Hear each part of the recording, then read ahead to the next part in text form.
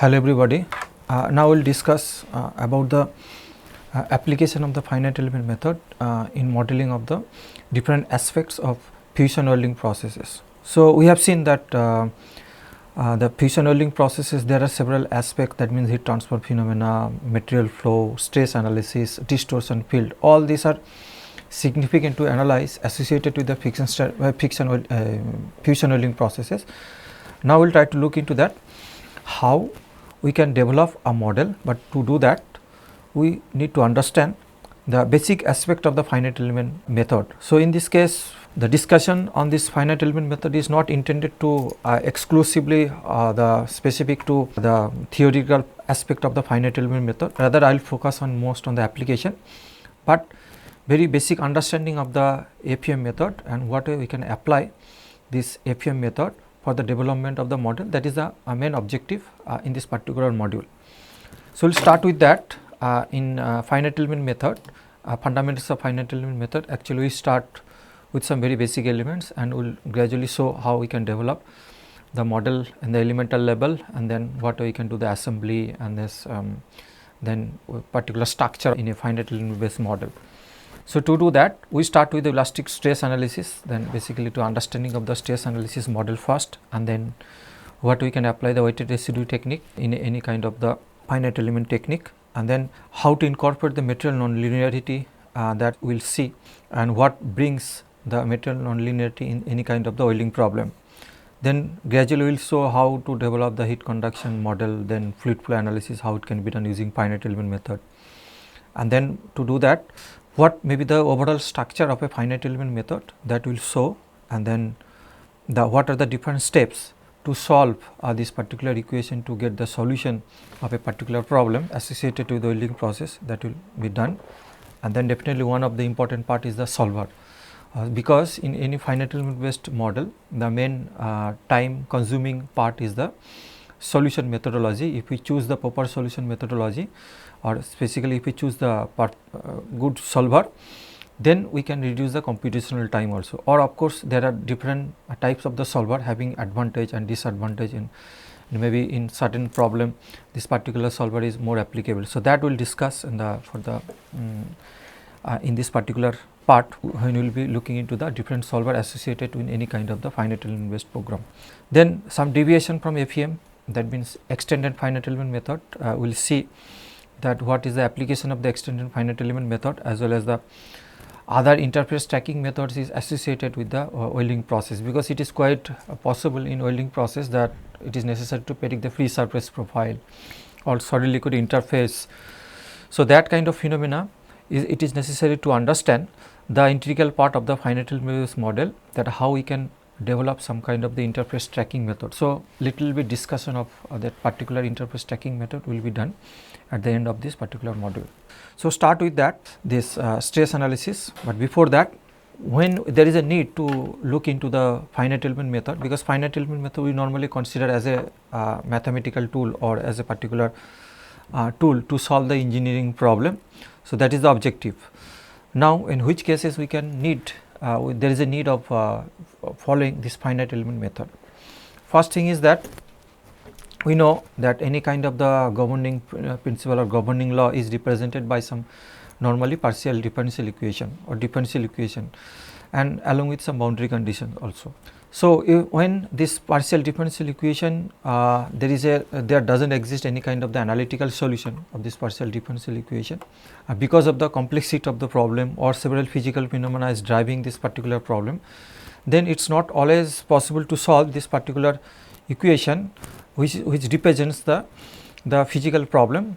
So, in that case there is a need to solve kind of the approximate solution. So, if we want to go for approximate solution of a partial differential equation, then in that case we can adopt the finite element based method. So, it is basically finite element, the solution is the not exact solution, rather I can say the approximate solution we can get.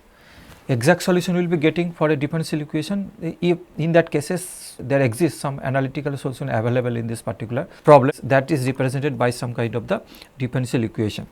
So, therefore, governing equation along with the boundary condition is solved using the finite element method, then we get the approximate solution of this particular physical problem. Now, you know the engineering system, they are governed by the various laws. Basically, if you see the Newton's law, the dynamic behavior of a particular moving body, if we want to analyze this thing, then we need to apply the Newton's law. Then Fourier's law of heat conduction also, if we want to understand the temperature distribution in a particular body or to get some idea about the temperature development, their variation, then we need to follow the Fourier's law of heat conduction. That is the basic governing equation. Now, suppose we want to know what is the metal flow field or viscous motion of the viscous fluid, then it's not we need to follow the governing equation as a Stokes law or Navier-Stokes equation, and that if we solve this equation, then we can get the output as we can able to analyze the motion of the viscous fluid flow. For example, even if we want to know the stress distribution or residual stress generation in a particular body, then we need to know what is the Young's laws or stress strain relationship, or how to apply the plasticity law. All this kind of the theoretical knowledge is required to understand to develop the model associated with the stress analysis or displacement or deflection in a particular body also. Even laws governing the electromagnetic or electric or magnetic field also. So, certain that represent with some equations also, and that solving that particular equation with the appropriate boundary condition, and that to solve this particular equation we use the tool as a finite element method. So, it is very important or significant in case of the problem solving cases in engineering problem solving I am talking about. So, it is very useful this to understand this particular tool. Now, what are the basic steps in the finite element method? So, we start with these things. For example, we want to know any kind of physical process, for example, even talking about the welding process also. So, welding process, we are interested to know that what is the temperature distribution or what is the metal flow field when the application of the heat on a particular domain. Now, to understand these things, we have to fix the domain first. So, we have to fix the domain through within that domain we will be able to solve this particular governing equation along with the boundary conditions.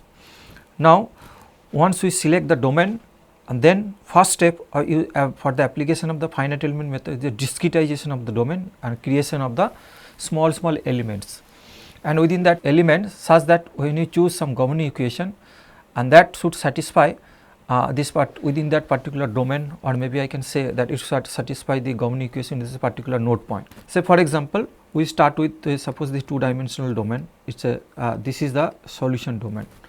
So, within this domain we want to solve the heat conduction equation, Fourier law of heat conduction. It is well known that the governing equation is well defined, and according to the problem we can define the boundary conditions. Say different manufacturing process or different manufacturing processes having the different kind of the boundary condition may have.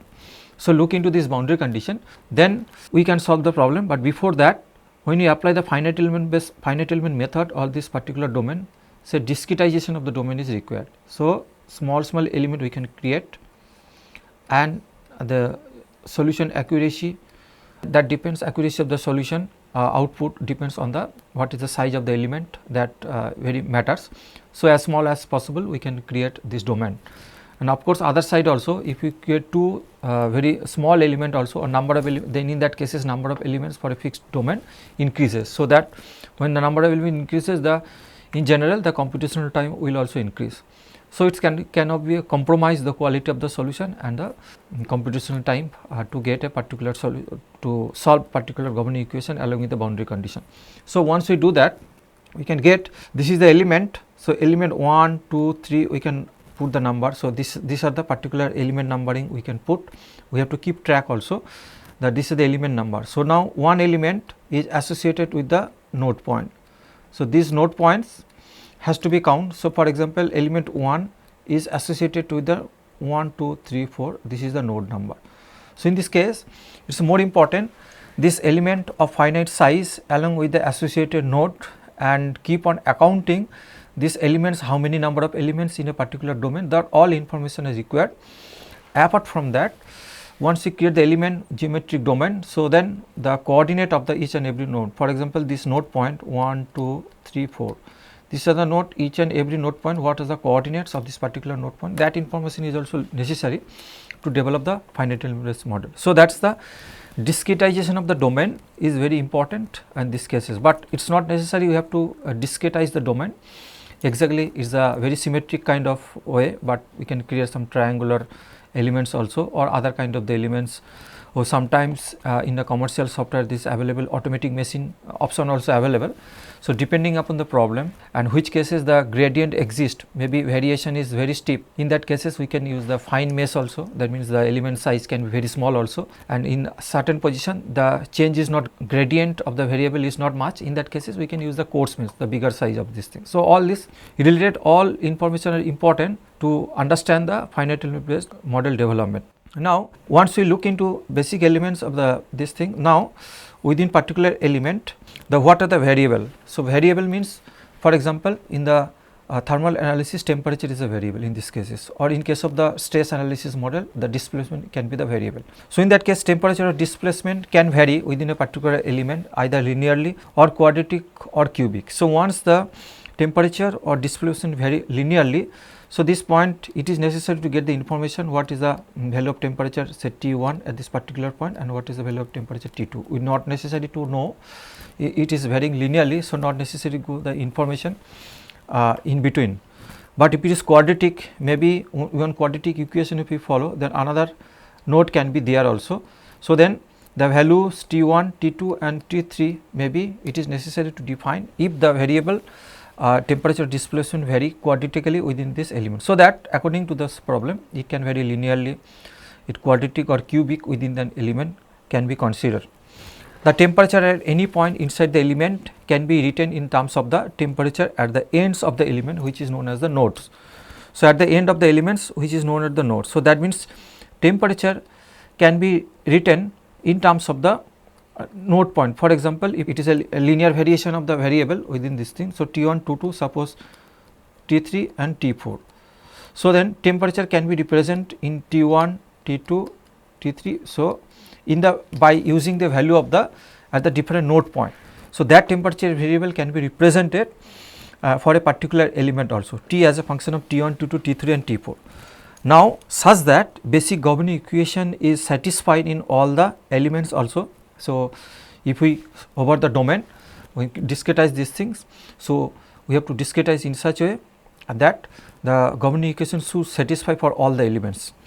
Now, once is done, governing equation satisfied for all the elements, or other way we can see what is happening one particular element, then assembly from contribution from all the elements can be done also. Then once we assembly from all the elements is done, then we can get one linear system of the equation. So, then we solve the linear system of the equation to get the output. What is the output we can get, what is the value of the temperature of this thing. For example, in this particular domain we can get the what is the value temperature for each and every node point. So, then if there are say for example 100 node points, we will be getting the T1, T2 ... T100. So, that values we will be getting as output, such that we will be able to know what is the distribution of the temperature, and that distribution of temperature is exactly defined each and every node point. So, this is the general procedure to develop a finite element model, or we start with this finite element model assuming some kind of the temperature distribution. So, then same thing may also happen, maybe similar variable if we change the variable in, for example, if we consider not only temperature, suppose we want to do the stress analysis. So, then in that cases we will be getting the displacement field each and every node point. But displacement field each and every node point, it can be of if it is a 2-dimensional problem. So, we will be getting the 2 displacement field U1 is node number 1, U1 V1, that is the displacement in 2 direction. And similarly, U at node number 1. So, node number 2 will be getting the displacement value U2 and V2. So, this way we can get the, if it is 3-dimensional problem, then each and every node point will be getting the variable as output in the case of stress analysis model, the U1, V1, W1. So, this the displacement components along x, y and z direction. Same thing if we follow the flow analysis, if we do the fluid flow analysis problem, in that cases we will be getting the each and every node point what is the value of the different velocity components. So, in that cases maybe U1, U2, U3 or U1, V1, W1, that kind of the 3 different components will be getting each and every node point. So, depending upon the dimensionality of the problem, we can get the analysis. But in case of temperature analysis, thermal analysis will be temperature the scalar quantity, we will be getting the temperature distribution, that means we will be getting the temperature value each and every node point, the single value of temperature. So, that is why, or also sometimes we can combine the thermomechanical model, that means we can get the each and every node point, not only the temperature. If we follow the thermomechanical model, we will be getting the output as a temperature as well as the displacement field, both we can get each and every node point.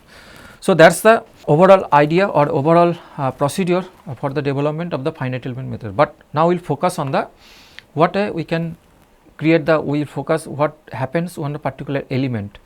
So, then such that we will focus on the element. So, once contribution from each element can be done, then after that we can assembly for each and every element. Then after assembling, we solve this whole domain, solve the problem for the whole domain, and after we will getting the output as a variable, as it can be temperature and temperature for all each and every nodes. Now, look into this, the FEM analysis finite element method. Maybe we look into this if it the 2-dimensional analysis and 3D analysis also. 2-dimensional analysis, for the simplicity we assume the triangular element. So, this element is defined in such a way that triangular element. So, this is the element, shape of the element, and then there are 3 nodes in this particular element, and then if it is 3-dimensional analysis, then we can start with the tetrahedron element or we can start with the brick element. So, in case of the tetrahedron element, it is having 1, 2, 3, 4 nodes. There are 4 nodes tetrahedron, but it is, and if it is brick element, there are 8 nodes. Or other way you can see this brick element can consist of the so many tetrahedron. So, such that we will be getting the this thing 8 nodes. So, that means we can discretize the domain by choosing the different types of the elements. So, if 3-dimensional domain, we can choose the tetrahedron element, we can use the brick element also, and even if it is a 2-dimensional analysis, we can choose the triangular element, or we can choose some other, maybe in these cases we can use this type of element also, kind of rectangular shape element, this kind of elements. So, there are 4 nodes 1, 2, 3, 4. So, depending upon the problem, we can choose either these different types of the elements, and each element is associated with the different nodes. Now, then in this case, now we will see that what we pick up only the triangular element for 2-dimensional analysis, then we will see how the different equations or different relations can be formed in associated with the stress analysis problem. So, let us consider the 2-dimensional analysis and using the triangular element. Having this triangular element, the 3 node points are there, and this variable displacement is assumed to vary actually linearly within this element. So, the variation of the particular variable, to in this case is displacement, it is varying within the element linearly. So, that is very important, linearly. So, once we are assuming the linearly variation of the variable, so the general expression for displacement in the element 1, 2, 3. So, this is element 1, this is node 2 and this is node 3. So, in this particular element 1, 2, 3 say is from particular element. So, at the point at the node point 1, 2 and 3 node point, the displacement field is defined that U1 is the, that means displacement along x axis, and V1 displacement along y axis. Similarly, at point node 2 displacement along x axis U2, displacement along y axis it is V2, and similarly for node 3. So, this way, but general expression for displacement field. So, you assume U as a variable, it considered as a displacement field and along x axis, and V is also variable, the displacement field along y axis in general. So, then since it is varying linearly, we can assume U as the expression of alpha 1, alpha 2 into x and alpha 3 into y. So, x and y also variable in this particular case. So, if this is x axis, this is y axis. So, similarly, V can be alpha 4, alpha 5 and alpha 6 into y. Now, in this case alpha 1, alpha 2 and alpha, there are 1, 2, 3, 6 are constants value. Now, if you want to evaluate this value, all these 6 constant value, the alpha 1, alpha 2 to alpha 6, then with the known quantity, the known variable, maybe we can see the geometric value, because the coordinate of 1, 2, 3 is that is well defined. So, coordinate of one node 1 is say x1, y1, that is the defined value within this domain, and that is known quantity maybe within this domain. Similarly, point 2 also the x2, y2, say for example node 1, the x1 y1 is the coordinate, y8 is also x2 y2 is the coordinate value, and x3 into y3. So, with respect to the reference axis, this x1 y1 x2 y2, that means coordinate of these 3 points are well defined. Now, we can evaluate this value alpha 1, alpha 2 and alpha 3, and similarly alpha 4, alpha 5 and alpha 6, that in terms of the x1 y1 x2 y2 x3 y3. We will see how it can be done. Considering the nodal displacement in all the 3 nodes, we get, assuming that nodal displacement in node 1 is a u1 and v1. So, but u is the variable in this case, displacement u and v are the variables in displacement field. So, we put this thing u1 equal to, so u1 equal to alpha 1 plus alpha 2 x1 plus alpha 3 y1. So, that means in terms of x1 y1 given. Similarly, v1 it can be x1 y1 also, but constants are different in this cases. So, similarly, if we follow all this u1 v1 u2 v2, that means all 3 node points, then you will be getting total 6 equations. Okay, so u2 v2 and u3 v3. So, u1 v1 u2 v2 and u3 v3. So, total 6 equation will be getting. So, now we have the constant terms is alpha 1 to alpha 6. There are also 6 constant terms. So, if we solve this equation, then we will be able to know what is the, we can evaluate the value of the alpha 1 to alpha 6 in terms of the known quantity u1 v1 or in terms of the x1 y1 or all these things. Anyway, there are 6 equations and 6 unknowns also. So, and all this they are linearly related. So, therefore, by solving this linear system of equation, we will be able to know what is the value of the all constant value. Now, equation 2 is solved to determine the unknowns alpha n in the values of in terms of the u n v n and in terms of the x n y n.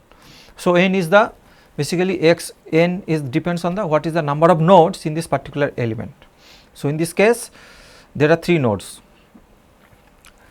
Now, u1 rewriting this, if we pick up the only the components of the u1 3 equations in terms of the u1 in the matrix form, we can write this expression using the equation number 2. So, only in terms of u1 u2 and u3, u1 u2 and u3, if you see x1 y1 x2 y2 x3 y3 in terms of that, and it is alpha 1 alpha 2 alpha 3. This is a similar expression of that representation of this system of the equation in the matrix form.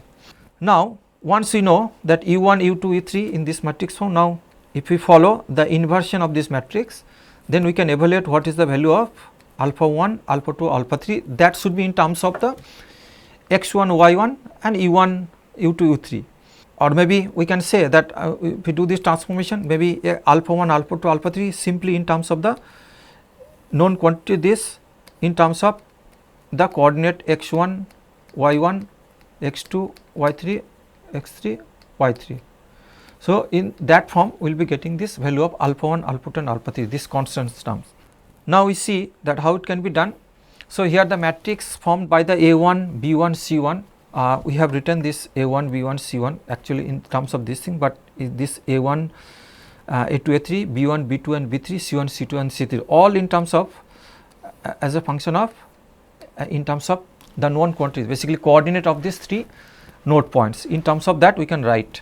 So, therefore, this matrix formed by A1 B1 C1 is the transpose of the cofactors matrix derived by the inversing of this on the previous equation that we have shown, and but in this case is 2 delta represents the determinant of this expression. So, 1 x1 y1, 1 x2 y2 and 1 x3 y3, it is basically representation of 2 delta. Now, A1 can be linked, A1 is the in terms of x2 y3. So, that expression can be done, we can see also A1 A2 B1 B2 in terms of xy x1 y1 z1 something like that, A3 also. So, all A1 A2 are related to this in terms of the coordinate value of this particular node point. Now, in this case 2 delta represent the twice the area of the triangle that we have seen, and this direction of the numbering of the nodes is important also. So, it is a we should follow the anticlockwise direction numbering of the nodes given positive area, and then positive area, while the clockwise numbering will give the negative area. So, we have to be careful to choose that, choosing the numbering of this thing node, we should follow some anticlockwise direction. Now, using the above derivation, the expression for the displacement u is written in the form of a. So, therefore, we have seen the u in terms of alpha 1, alpha 2 and alpha 3, and x and y is the variable and u is also variable. So, now if we replace the value of the alpha 1, alpha 2, alpha 3, we have already derived in the form of a by inversing in terms of the x 1 in terms of a 1 a 2 or other way in terms of x 1 y 1 to x 3 y 3. So, using that known quantity. Now, if you rearrange these things, then we will be able to see that u can be represented by putting the value of these three constant alpha 1, alpha 2 and alpha 3. So, here we can see 1 by 2 delta will come here, and we see a 1 in terms of b 1 c 1, a 2 b 2 c 2, a 3 b 3 c 3, and here u 1 u 2 and u 3 are there also. But some little bit of manipulation is required, or some calculation is also required to rearranging of this variable. We can get this kind of expression. So, u in terms of the alpha 1, alpha 2, alpha 3, just replace alpha 1, alpha 2, alpha 3 in terms of the other known quantity. Now, a similar expression can be derived also for V also using the expression V 1, V 2 and V 3 and from equation 1 also. So, then the same exercise we can do. So, V 1 in terms of this thing, that if you remember that alpha 1 V can be represented that the alpha 4, alpha 5 and alpha 6 in that constant also, and such that V is related to the V 1 and V 2 and V 3. So, same kind of expression can also be written. So, then V 1, V 2 and V 3 can be in the matrix form. From the linear system of the equation we can find out in terms of x 1 y 1, x 2 y 2, x 3 y 3 and as well as the alpha 1, alpha 5 and alpha 6. Similar way, if we find out the value of the alpha 4, alpha 5, alpha 6, these are the constants value, then similar exercise we can perform also. What we can derive the values of the u 1, u 2 and u 3. Same way we can find out the alpha 5, alpha 4, 5 and 6, and we can put this expression V.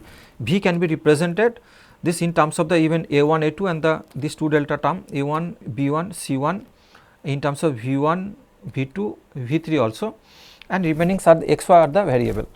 So, from here we can represent u in terms of the u 1, u 2 and u 3 and v in terms of the v 1, v 2, v 3 as well as the variable x and y. Now, in this expression if you see the v a 1 b 1 x plus c 1 y into v 1. Now, other we can see if we assume that a 1 b 1 x plus c 1 y by 2 delta is represented as n 1. So, expression the n 1 is that. So, if we follow this expression we can see that n 1 u can be represented n 1 u 1, n 2 u 2 and n 3 u 3. So, like that also we can see that it is a basically we can see n 1 u 1 plus n 2 u 2 plus n 3 u 3. We can see that for example, n 3 u 3, n 3 u 3 is the in terms of the a 3, b 3 and c 3 and variable x and y, that can be represented as a function n 3 and u 3 is there. So, similarly, for v also we can write that n 1 v 1 plus n 2 v 2 plus n 3 v 3. In this way we can write this expression the v also. So, these two variable.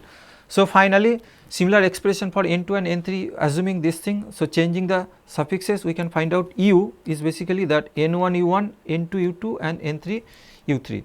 So, u 1 u 2 in the displacement field associated along the x axis also. So, at the different node point this u 1 u 2 and u 3 is defined at the node 1, 2 and 3 the displacement along x axis. Similarly, v in general, v is the variable, the displacement we can see along y axis that consists of the n 1 v 1. So, v 1 is defined at the node 1, v 2 is defined node 2 and v 3 is defined at node 3. So, this way in general way you can represent, we can write this equation in the different functional form.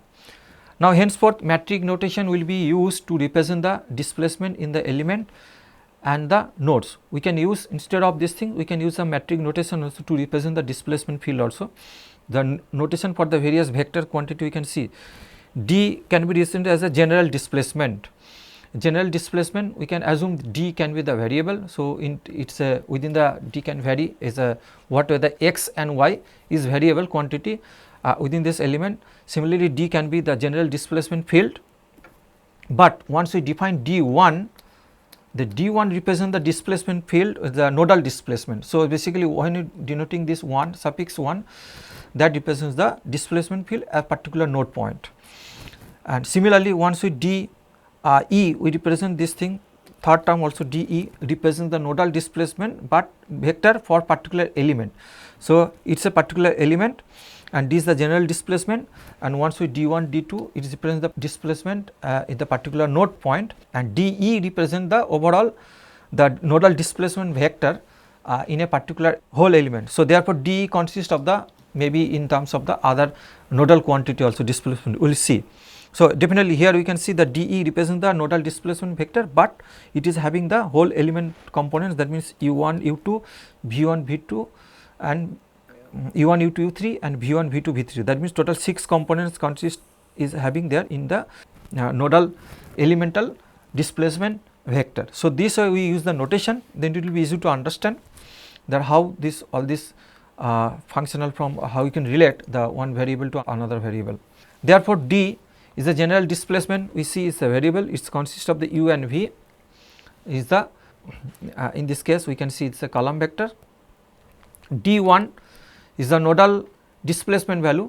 So, nodal displacement is consists of the U1 V1, because this particular nodal displacement both x and y components are there. So, D1 represents the U1 V1, similarly D2 represents the U2 V2, D3 also U3 V3, and finally DE, so total elemental displacement, and then it consists of the displacement of all the 3 nodes D1, D2 and D3.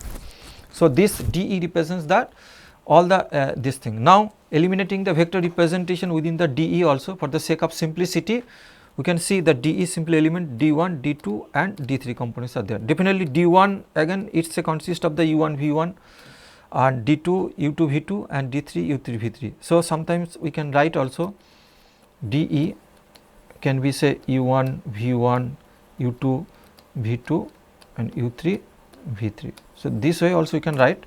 So, these are the represent the total elemental displacement. Now, it should be recognized that D1, D2 and D3 are individually vectors having the 2 components, that is already defined. So, D1 represent itself the 2 components are there U1 and V1 given by the equation 11. So, therefore, with this notation the equation 10 can be represented as that D can be represented that D is the U into V, V is the variable, and we have already seen that U can be represented that U equal to N1 U1, N2 U2, N3 U3, that we have already seen. Similarly, V is represented by N1 V1, N2 V2 and N3 V3. So, therefore, U and V that can be in the matrix notation, we can write this way also, that N1 0, N2 0, N3 0, and this is the matrix N1 in the, we separate out this variable in the one side we can keep in the matrix form the variable N, other side with the variable the displacement. So, then U1 V1 it is a completely V1 U2 V2 U3 V3, and this way we can write this expression also. Now, we can cross check also, we can multiply this matrix notation, then we can see that N1 U1 plus 0 into V1 plus N2 U2 plus 0 into V2 plus N3 U3 0 into V3. So, finally, it is coming N1 U1 plus N2 U2 plus N3 U3. Similarly, for V also. So, similarly, this and this if we multiply we will be getting this expression. So, we can validate this, the U equal to N1 U1, simply the set of the equation we have written in the different form and to separate out these 2 matrix. So, such that we can write in the matrix form this equation. So, in general we can see more compact form, we can write the D is equal to N, N is this matrix and D is the elemental displacement vector. So, N is the in the form of a matrix and D is the column vector in the form of a column vector we can write. So, basically displacement field we can see the, we assume D is the variable quantity, displacement field equal to N into DE, and DE is defined, the DE is actually define the displacement of each and every node point, but having both the components, the x components as well as the y components. And if you see the N itself is a function of although we are taking about n1, n2, n3, but n itself is a function of, we have seen also with the is a x y, n can vary with respect to x and y, but d is fixed.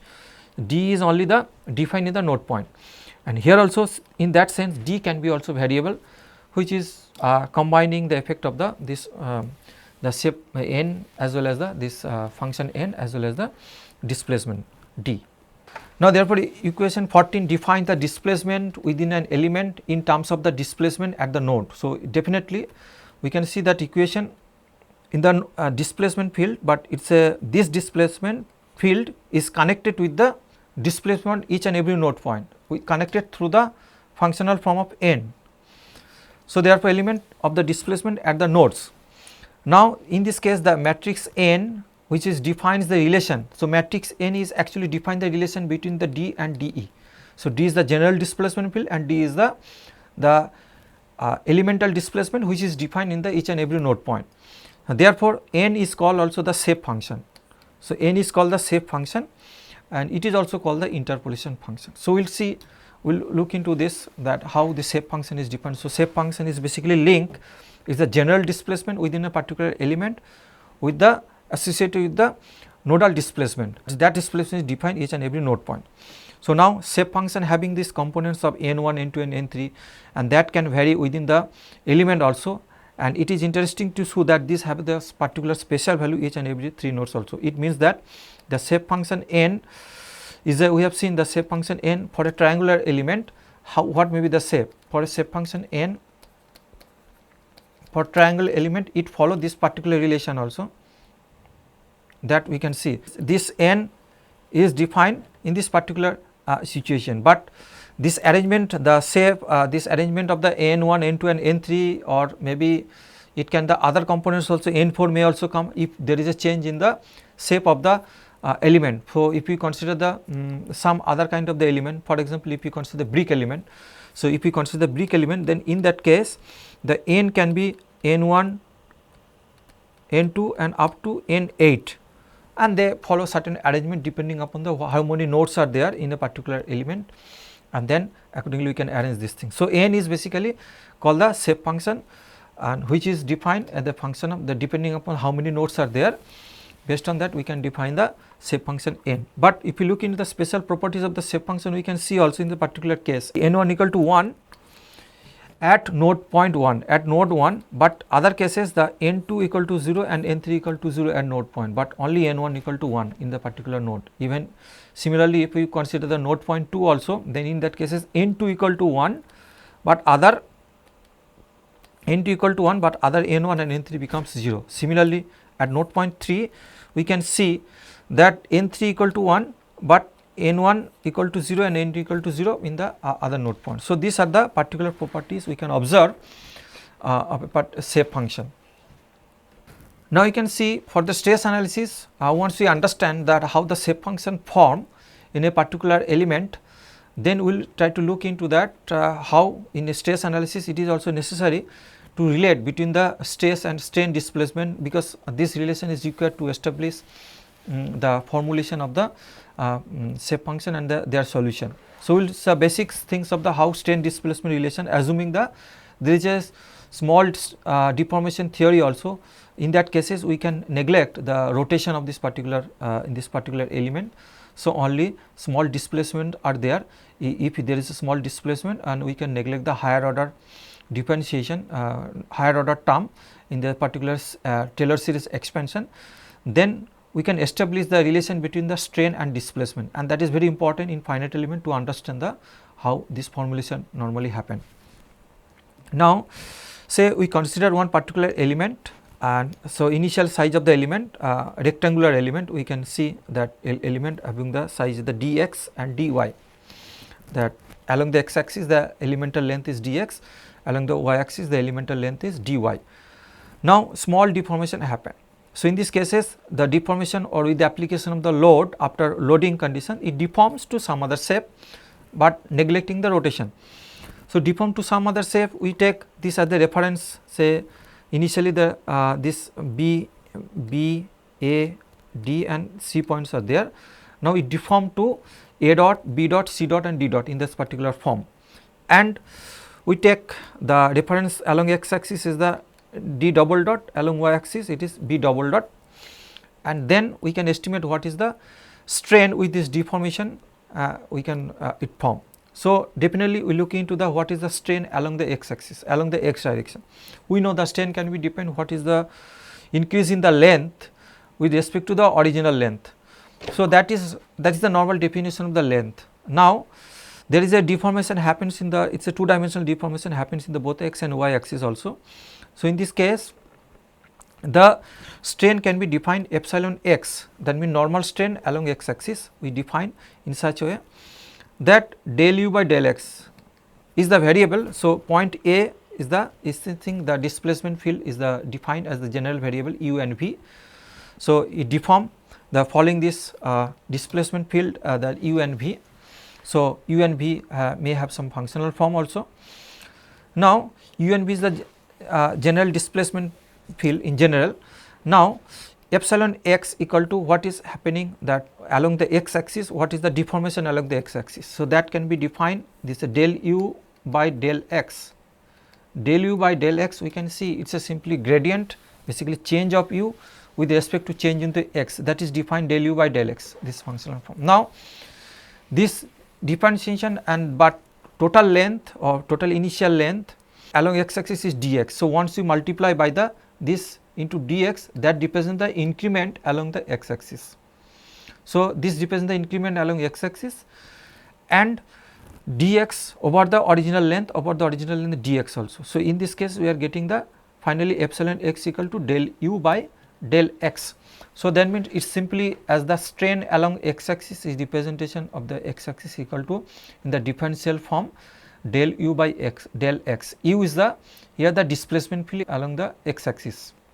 Now similarly strain can be y axis, can also be y direction, can also be estimated that y direction the functional form is the variation is the v functional form. So del v by del y as the change of del v along the y axis. So change displacement, basically deformation happens along the y axis del v by del y. So del v is the basically displacement, but with this per unit elemental length. So that it represents the del v by del y. So it indicates per unit element. So done what is the total deformation along y axis when you multiply by the dy.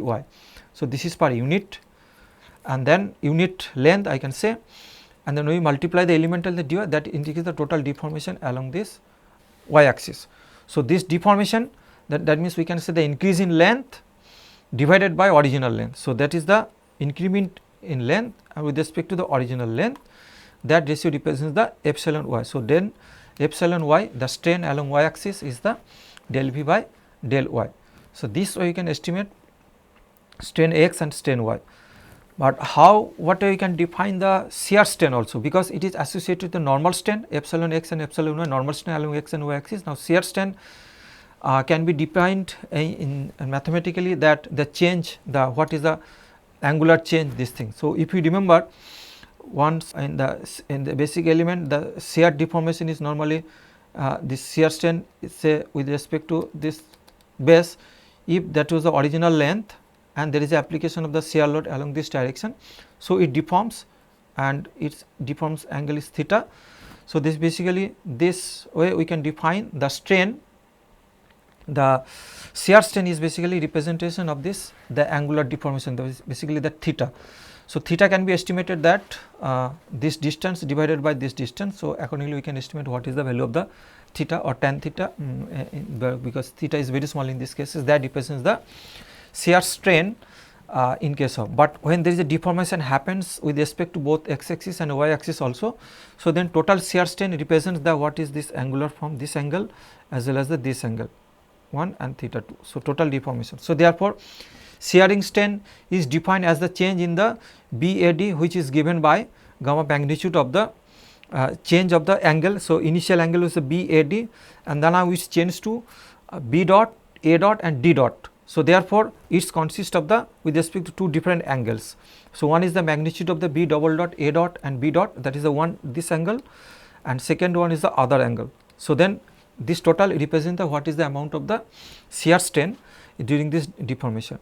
Now, in terms of the displacement field is already there u and v displacement fields. So, what is this angle? We can represent these things, and first we estimate this angle b double dot a dot and b dot. What is this angle?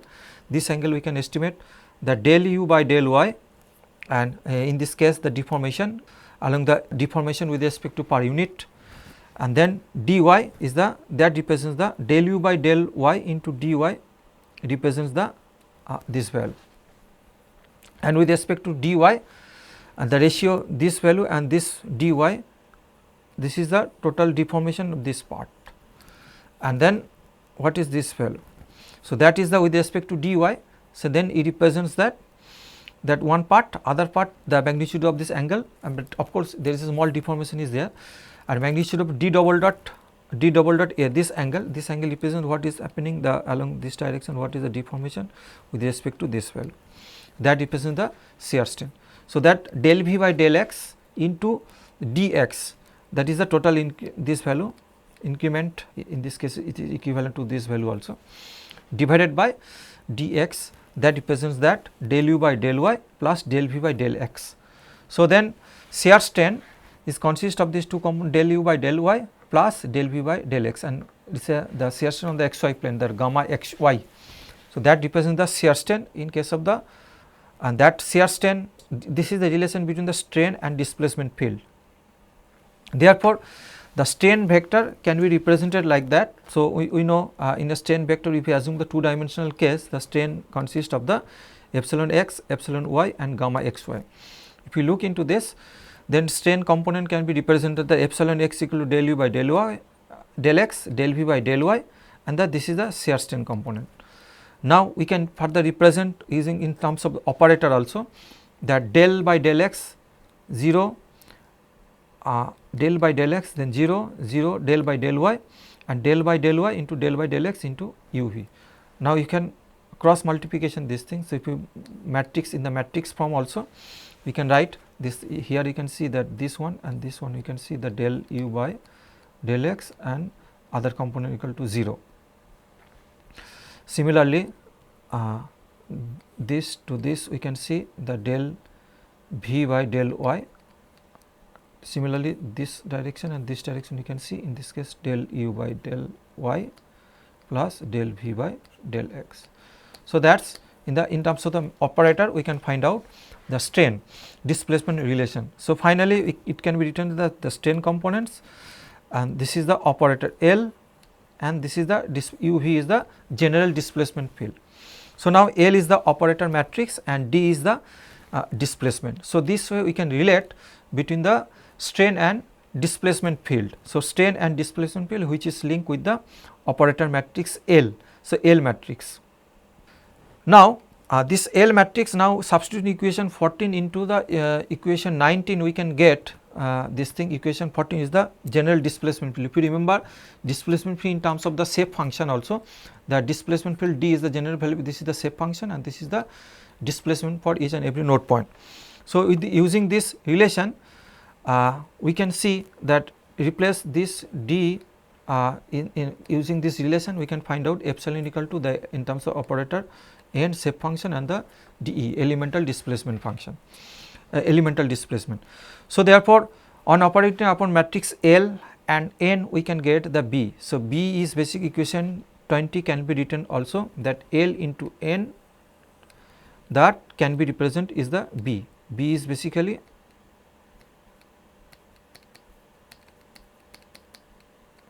L and N. So, therefore, strain is basically B into dE. Now, to derive the B also we have upon the matrix L and N. So, this is the L matrix and this is the N matrix, such that it becomes that L into N. So, therefore, we can represent the strain in terms of the B matrix as well as the other operating matrix.